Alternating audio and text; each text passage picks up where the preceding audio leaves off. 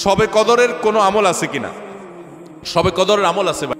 প্রিয় দর্শক, শবে কদরের রাতের যে আমলগুলো ভুলেও ছাড়বেন না। প্রিয় দর্শক, এই ভিডিওতে আমরা জনপ্রিয় ইসলামিক স্কলার শেখ আহমদুল্লাহ হুজুরের বয়ান থেকে শবে কদরের গুরুত্বপূর্ণ আমলগুলো তুলে ধরবো। প্রিয় দর্শক, ভিডিওটি খুবই ইম্পর্টেন্ট, আর বেশি কথা হলে আপনাদের মূল্যবান সময়টুকু নষ্ট করব না। আমরা এক এক করে সেই আমলগুলো শুনবো।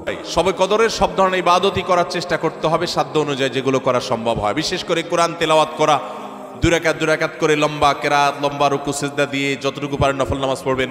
বিশেষ পদ্ধতির নামাজ, শবে কদরের নামাজ এত রাকাত, অমুক সূরা এতবার, প্রথম রাকাতে দ্বিতীয় রাকাতে ততবার, এগুলো মন গড়া, এগুলোর কোনো ভিত্তি কোরআন হাদিসে নাই। তবে দুই রাকাত করে যত লম্বা রুকু দিয়ে সিজদা দিয়ে অনেক সময় নিয়ে দুই রাকাত নামাজ 5, 7, 10 মিনিট ধরে যত বেশি সময় ধরে পারেন লম্বা কেরাত রুকুতে নামাজ পড়বেন। এক, তেলাওয়াত বেশি বেশি করবেন, যত সুন্দর করে সম্ভব তেলাওয়াত শুনবেন, শোনাশুনি করবেন, কোরআনকে সময় দিবেন, কোরআন স্টাডি করবেন এই রাতে।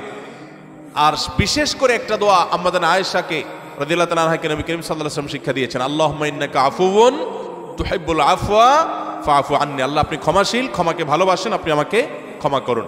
আর আল্লাহর কাছে দোয়া, ইস্তেগফার, রোনাজারি, চোখের পানি ফেলা, গুনাহ মাফ চাওয়া, এগুলো করতে থাকবেন। দান সাদেকা করার সুযোগ থাকলে সেটাও করবেন, অর্থাৎ যে কোনো সাধারণ আমলই করবেন। হাদিসে বিশেষ করে এই দোয়াটার কথা বলা আছে, এটা আমরা লাইলাতুল কদরে পড়ব। শবে কদরের নামাজের নিয়ম কি, কত রাকাত পড়তে হবে একটু জানাবেন। শবে কদরের নামাজের নিয়ম কি? একটু আগে আমরা বলেছি যে শবে কদরের নামাজের আলাদা কোনো নিয়ম নাই। অন্য যে কোনো সময় যে আমরা নফল নামাজ পড়ি ঠিক একই পদ্ধতিতে আমরা শবে কদরে পড়বো, লাইলাতুল কদরেও পড়বো। আমরা বিশেষ করে অনেকে মনে করি লাইলাতুল কদরের প্রথম রাকাতে অমুক সূরা এতবার পড়তে হয়, সূরা ফাতিহার পর দ্বিতীয় রাকাতে তমুক সূরা ততবার পড়তে হয়। এগুলো সবগুলো মানুষের নিজেদের বানানো। কোরআন বা হাদিস এরকম কোনো ফরম্যাট শবে কদরের জন্য আলাদা ঠিক করে দেয় নাই। ওইটাকে আমরা আবশ্যক বানালে বরং সেটা বেদাত হতে হবে, বেদাত হতে পারে।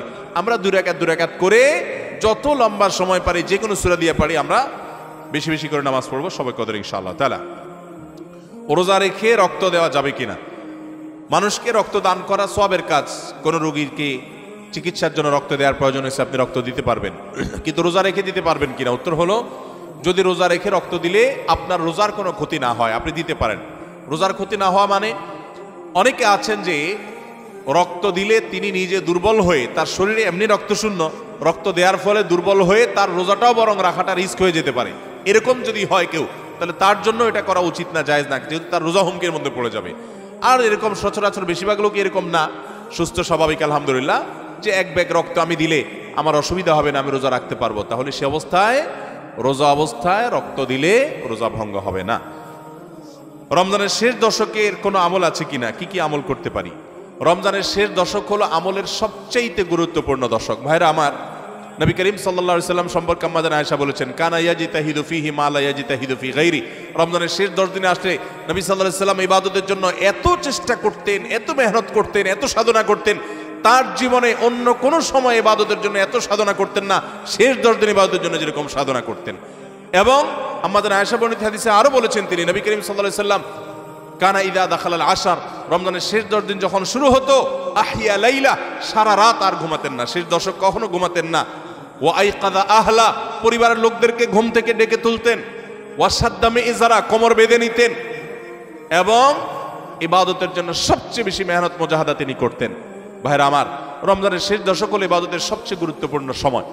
আমাদের বেশিরভাগ মানুষ ঈদের কেনাকাটায় আমরা ব্যস্ত হয়ে পড়ে, শহরের মানুষ গ্রামে যাওয়া ব্যস্ত হয়ে পড়ে, গ্রামের মানুষ শহরের মানুষকে ওয়েলকাম করার জন্য ব্যস্ত হয়ে পড়ে।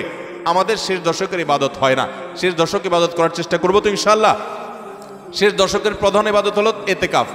শেষ দশকের প্রধান ইবাদত কি? এতেকাফ। এতেকাফ করার চেষ্টা করবেন। আমরা শেষের দিকে সেই এতেকাফের কথা বলি, তখন আপনারা এটার ফজিলত বুঝেন না। নবী করিম সাল্লাল্লাহু আলাইহি সাল্লাম রমজান রোজা 3য় হিজরিতে ফরজ হয়েছে, তার ওয়াফাত পর্যন্ত কোনো বছর শেষ দশকের এতেকাফ ছাড়েন নাই, মসজিদে এতেকাফ করছেন। যুবকরা এতেকাফ করবেন তো ইনশাআল্লাহ। 3টা ইবাদতের স্বাদ নগদ পাওয়া যায়, আমি কোরআন হাদিসের আলোকে আমার অভিজ্ঞতার মিশেলে আমি জানাচ্ছি। এর মধ্যে একটা হলো, লম্বা সময় নিয়ে যদি সেজদা দিতে পারেন, বিশেষ করে তাহাজ্জুদে, তো দেখবেন এটার স্বাদ আপনি অনুভব করবেন। আর দ্বিতীয়টা হলো এতেকাফ। এতেকাফ রমজানের শেষ দশক যদি মসজিদে বসে যেতে পারেন, গাঠি বুসকা নিয়ে, কিচ্ছু করতে পারেন না, শুধু বসে গেছেন মসজিদে 10টা দিন, আপনার ফিল হবে যে আপনি আল্লাহ তাআলার চৌকাঠে এসে পড়েছেন। এতেকাফের মজা যারা একবার পায় তাদেরকে এটা থেকে দূরে সরা রাখা যায় না। আর 3 নম্বর হলো আরাফাতের ময়দানের দোয়া। এটাতে যে স্বাদ, এই 3টা স্বাদ যে পাইছে, সেই স্বাদগুলো কখনো আর ছাড়তে চায় না। আল্লাহ আমাদের সবাইকে ইতিকাফ করার তৌফিক নসিব করুন। প্রিয় দর্শক, এরকম নিত্য নতুন ভিডিও পেতে আমার চ্যানেলটিকে সাবস্ক্রাইব করুন। দেখা হবে নিত্য নতুন ভিডিওতে। সে পর্যন্ত ভালো থাকবেন। আল্লাহ হাফেজ।